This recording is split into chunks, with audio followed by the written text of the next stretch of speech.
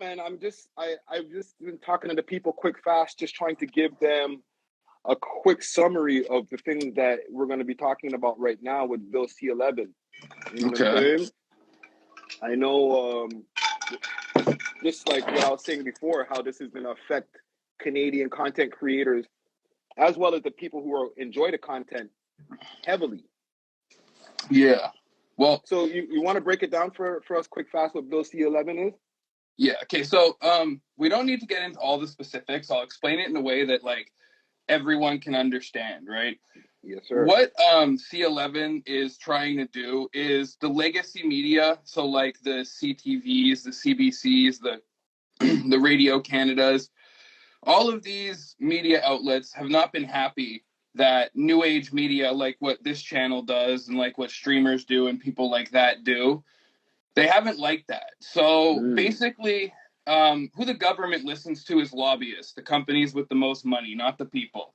So these companies have been lobbying for a long time to, have things like handicaps put on people who aren't in their echelons and who haven't been doing it for a long time. So basically, the new age media. So basically what this bill does is it puts handicaps on all the smaller creators, people who don't have teams of lawyers and can't jump through hoops with contracts and certifications to get their content deemed as Canadian. They'll be at a huge disadvantage. I don't have that. You don't have that. Only huge companies have that. And these huge companies have already been doing that for a long time. So they already have the infrastructure. So it's going to disadvantage everyone who's not like a huge corporation, basically.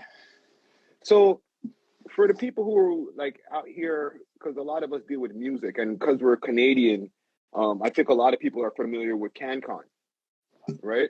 Which is something where an artist or Canadian radio and Canadian linear stuff like television and stuff like that is required to play at least 30% Canadian content on their platforms, right? Yeah. And to be deemed Canadian content, you have to have the 4 Canadian pieces, right?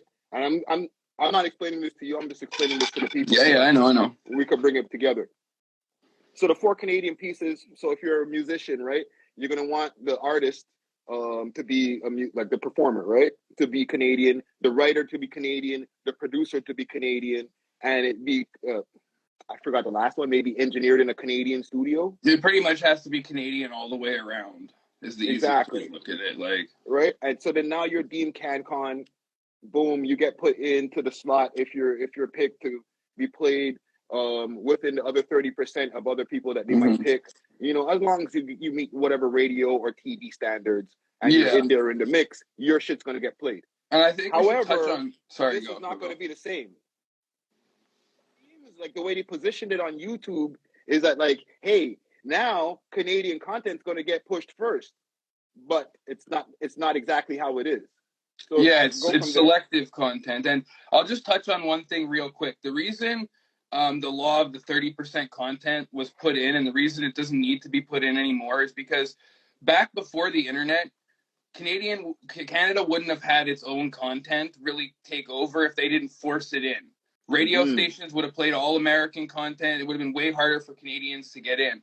The problem is with the internet and with YouTube, you don't need that anymore. Canadians are on the same footing as anyone else international, where really the best content rises to the top. And by putting like bureaucratic stuff and government regulations in on it, it's not going to be the best content necessarily rising to the top and rising to your feed. It's going to be what they deem the best. And I don't know about you. I don't trust them to make the right picks all the time. Now, when is this in place already? Because from the article that I got an article, and I'm sure there's other people who are going to be in the audience right now. Show a thumbs up if you guys are YouTubers out there or use your YouTube account and received a message talking about Bill C11. So let me know by a show of thumbs. Tommy Gang Strong. Did you receive something letting you know that Bill C11 is coming down the pipeline? I got the message to it. From what I understand, it's supposed to be implemented early next year, I believe. I could be wrong on that. That's the last thing I read, but like I didn't dig deep to see if that was for sure the time, so I could be a little off on that. But it's like the way to look at it is like look at how Canadian Netflix is not as good as Netflix in other places. Mm. The reason we don't have the exact same Netflix as the US is our laws. So it's like our laws hold something like that back because it's not necessary anymore. You know, good Canadian content is going to get watched regardless. Yeah, yeah, You know, yeah. and you don't necessarily need a network. You have so much free market on the internet to be able to just put out whatever you want that you don't need that extra little push from the government, you know, and give them that little bit of control. It's really a free market right now. And I think that gives everybody the most opportunity. If you're putting out good content, you'll get a viewership and you'll get people following you. And if you're not, you won't. So they did say something in that article about the algorithms or about how and salute to Zetti's Hot Plates. Look out for a new episode of Cooking with Zetti dropping just now. They didn't pass the law yet, Zetti. From what we know right now, it seems like From what I know, for passing it, it's passed in almost, I think it's every step has passed and it's about to be implemented, or there's maybe one or two left. Because there's like a lot of steps of government for a law to get passed. Like it has to go through the House, the Senate. I know it did all that. I think there's a couple more still that it has to go through, but I'd be surprised if anything really gets changed at this point. So what do you think that the wheels have turned far enough where like we can't reverse them at this point? I think if there's I think a law of some sort is going to happen, but the exact specifics and like how much they take away versus how much it makes sense is going to rely on how much pressure is put on them. I think if a lot of pressure is put on them and it's not worth it for them, they're going to make it something much more reasonable. Okay. So hopefully, you never know. Like, you never know what people's true intent are when they're politicians in government. They could be doing it for any reason, something we don't even know. So, like, if that's the case, we'll never know what's going to happen. But, like, the best you can do is look at the info you have and, like, you know, try and make assumptions with that. Yeah, because from what they were saying in the article that I read or what they provided for us on YouTube, and we got to make specific over here. YouTube put up this article in the YouTube creator space, and they weren't talking favorably about it. No, well, listen, here's what I'll say, right? Like, I have my own criticisms of YouTube and their free speech and all that sort of thing, but, like, I honestly trust them more than I'm trusting, like, other people, you know? Yeah. No, so they were saying that it's going to affect the algorithm system because of the fact that they're going to be pushing stuff in front of the person's. We lost Alex. We'll get it back in a second. But I'm going to finish my thought here. They're saying that once Bill C11 is in place, they're going to start pushing stuff in front of people's faces that is chosen by the government first. Okay, chosen by a Canadian government that passes all the CanCon laws and all that type of stuff, right? But what ends up happening is if that person who's looking at their YouTube feed doesn't like what's been put in front of their face, they're going to dislike it, which in turn pushes Canadians further down in the algorithm. Okay, so this is very important that we pay attention to this. We're going to talk about a few ways that we could work around it for now, but we'll get to that. My bad. I don't know what the fuck happened there. It just kicked me out. It's cool, man. It might be my Wi-Fi. My shit's been fucking around with me today. Yeah, I just went off. I'm like in the back room, so like I just went off my Wi-Fi. I'm on my data now, so it shouldn't happen again. So I was just explaining to the audience here about how it's going to affect the way that the YouTube algorithm works, the way that they push content out, right? Yeah. Like what they were saying in the article is that instead of the regular content that a regular YouTube audience member might see in front of their face, they're going to see the Bill C11 picked stuff first, and then the stuff that they're used to. Yeah. About that from the article?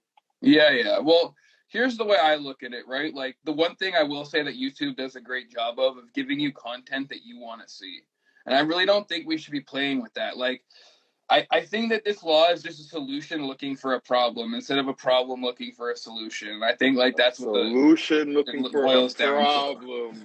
I mean, it really is. Was there a problem with any of this stuff beforehand? I can understand with the legacy media why they want it to change, but I think they should be offered the same things we get and then they can see which media can really compete, and you know who people really want to watch. And I think they know the answer to that, and that's why they don't want that. Yeah. Yeah, because from the way that the YouTube algorithm system works, they'll take something like if you watch an Abba and Preach video just by chance, it pops up in your algorithm because you watched maybe you watched Abba appear on the No Jumper podcast. Mm-hmm. So and you watched it all the way to the end, right? So YouTube's AI system can tell that you like that content, especially if you click like on it and everything like that. They've seen the retention, they've seen all those different things.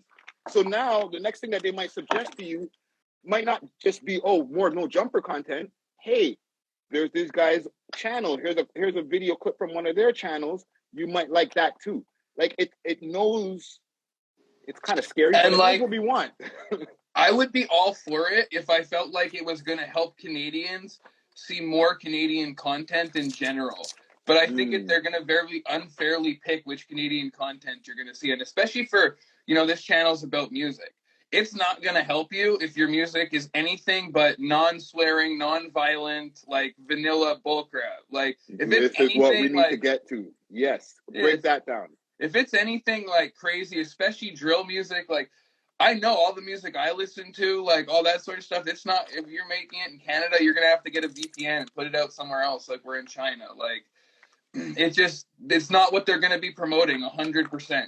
It's not going to be anything that has to do with rap music unless you're like, you know, like a Christian rapper or something, you know? And that's really why people who have stuff involved with music should be worried, because like it's not going to help you in Canada. And that's where like Canadian artists have to start out. Like me, I'm lucky because my personal YouTube channel, only 8% of my views come from Canada. You know, the majority of my views come from the US. So I have no worries. I could lose 8% of my views and I'm not sweating. So I don't care for my channel. But for a channel like yours, or for, you know, people who most of their fans are out here, it's going to mean that instead of just the algorithms deciding, there's going to be an actual government body that's going to look at what you're doing and decide whether they like it or not. And like, you know, like I almost look at it like, look in the UK, how they could take songs down and they could do crazy stuff like that. This isn't exactly that, but it gives the government power to make sure nobody here sees something you're doing, which is almost the same power. Yeah, so like let's say now, and just to add on to what you're saying, let's say you do 50,000 views on average to 100,000 views on your music video because of the way that the YouTube algorithm pushes Toronto content to Toronto music lovers. You know what I'm saying? Like the YouTube algorithm knows how to find Toronto music lovers. If you clicked on a few music videos from a Toronto man, they're gonna send you some more up in your suggestions. You know what I'm saying? Yeah. But with this in place now, that 50,000 views that you might get on average is going to turn to maybe 20,000. Or you might have to like make sure you only put a clean version on YouTube, or like crazy things like that. It goes back to like me saying with my YouTube, only 8% of my views are Canadian, so it's no big deal. But I guarantee you, most people out of Canada doing music, if you're not like Drake or someone, I guarantee you 70 to 80% of your views are coming from Canada.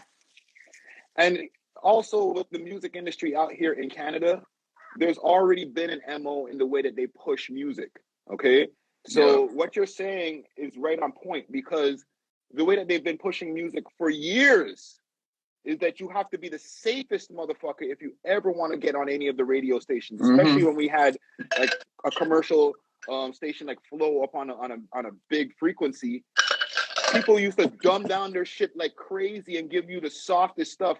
Or, with no offense to anybody, but anybody who was more softer or not on the street shit, they were getting played. And there is a lot of talented motherfuckers who are from the streets, who are talking about their pain, who never got a chance to get played because they're not as quote unquote vanilla as the Canadian radio stations want them to be. Yeah. You know what I'm saying? But they'll play K-Flock on fucking American radio on Hot 97 or whatever. You know what I'm saying? And he's talking about popping his op and spinning back on them and putting them in a blunt. Yeah. Yeah. Well, and the thing with this too is like, let's not forget, is like top tier artists, like the top echelons of artists, are not going to be affected by this at all. Right. This is not going to affect the Drake. This is not going to affect a little Uzi Vert. It's not going to affect anybody who like it wouldn't matter to begin with, you know? Mm-hmm. Like they're not going to be affected in any way, shape, or form that's going to be noticeable. Right. You know, like Drake's probably one of the few artists who it might benefit because he's high enough where it's like, because like here, I'll put this in a way where it's really easy for people in these days to understand. This is pay to win what they're doing. Instead of going from a free market, they're making something pay to win. And I'm not saying, you know, you pay $50 and you win. I'm saying people who have, you know, billions of dollars and teams of lawyers or, you know, hundreds of millions of dollars in huge corporations are going to be put with a huge advantage where they're putting a handicap on the regular person, which it makes no sense. It doesn't create a free market. It doesn't create, you know, new Canadians. It's like I look at my kid and he's not going to have the same opportunity to create that I would have had or you would have had doing it in Canada. Yeah. And, you know, I find that a bit crazy. Now I have a question, but I want to get one question in from the comment gang. And comment gang, if y'all have any questions on this, feel free to put them throw them in there. I'll pin it for a moment and then we'll answer it. So right now we got Young Clips. He's saying, yeah, but this shouldn't stop your subscriptions from popping up. Is there more? Hold on, there's more that he said. Is there? Well, that's all I got for now. But yeah, he said, okay, yeah, that shouldn't stop your subscriptions from popping up on your feed, though, no? It's hard to say what it's going to do. You'll have to see the algorithm. It probably won't. You'll probably still have your subscribers, but it'll make it harder for you to get out to new subscribers. And it's like, either way, like, I know people think that they'll ignore all the content, but people usually watch one of the first 5 videos that's put in front of them. Or in Google searches, it's one of the first 3 searches. And if you can force yourself to be in those positions, you're going to win in the long run every time, even if your content's not as good, you know, versus now where the best content is going to end up in those positions. Or the people who pay, basically. Yeah. Now, the question I have is the workaround, because we were having a conversation yesterday about VPNs and stuff, and I actually like went right into action and I hooked up a quick little free VPN membership so that I could just start start uploading from the States right now. We'll talk about that a little bit more.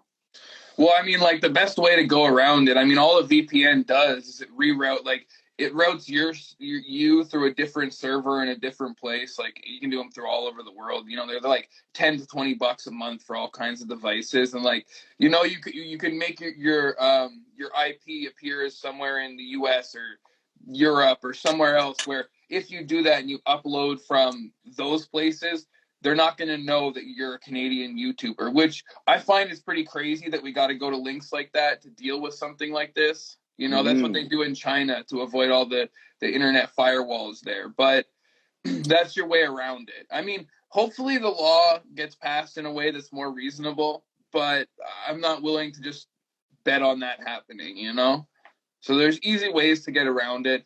It's a VPN, and that's about it. And also, you know, posting from a different country, you're more likely to get random viewers from that country. So for Canadian artists, if you post your music or you post whatever content from you're using a VPN and say you're routed through the US, which is your best choice, you're more likely to get views there because it's going to show your geolocation is there, and you are more likely to get views from the algorithm in places that are closer to you.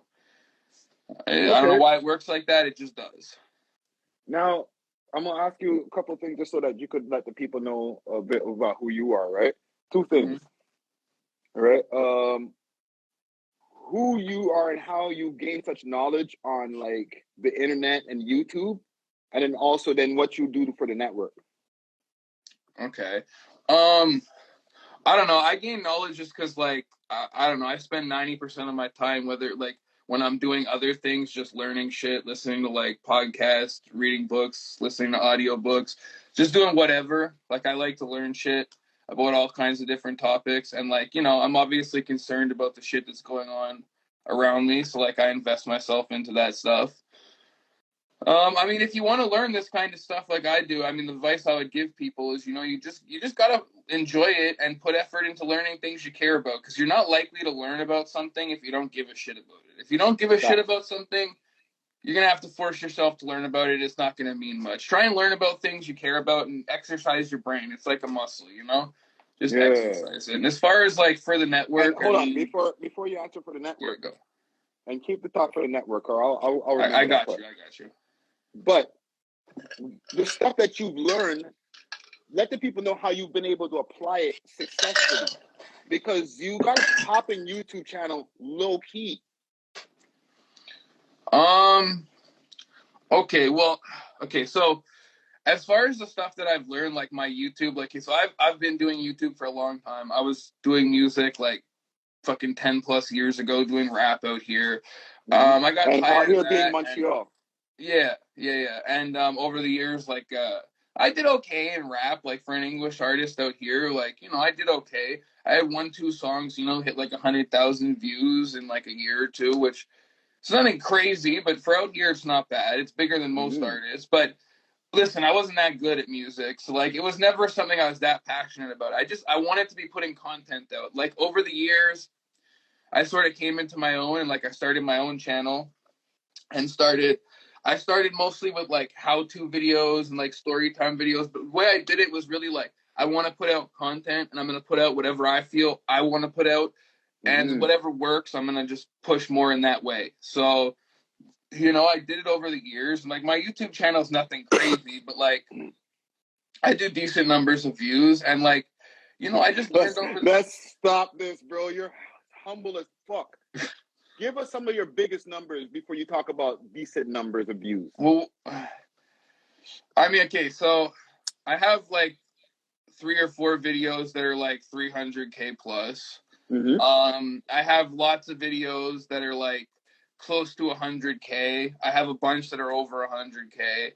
I have fucking hundreds that are in the thousands of views. But like, I don't know, like the content I make is easy. I'll just say it like that. Like, I get viewers on my channel. I have some fans, but I get viewers versus a network like yours. You really have fans. You know what I'm saying? I don't have people waking up every day looking for my content. For the most part, I do have some, but I don't know. The advice I'd give for YouTube is find something you care about and just keep doing stuff until you find something that works. Usually people spend 2 years on YouTube before their first video gets to like 1,000 views. If you're really grinding it out, Yeah.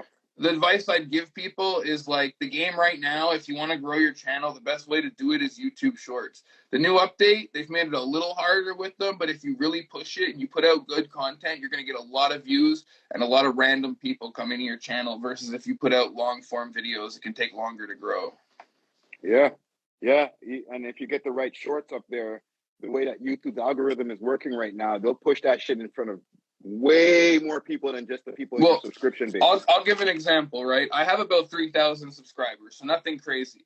But like I've posted a short and gone and taken a shower and been back, 35, 45 minutes later and opened my phone and it's at 70,000 views. And it's nothing crazy. It's like a 14-second video of me reacting to some funny shit.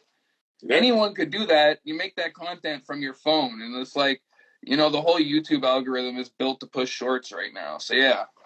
Yeah. And eventually in July, they're going to be starting to put money. They're going to start monetizing those shorts. So look out for that.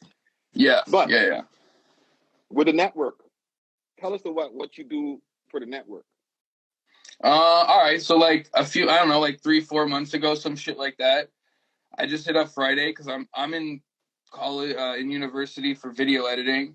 And I just hit him up and told him, like, I believe in the network or whatever, and I'll give him some of my time and he hit me back. We spoke on the phone and shit. And basically, like, I've been, any like, rappers from Montreal that you see them posting now, it's usually me sending them the short or the link or whatever.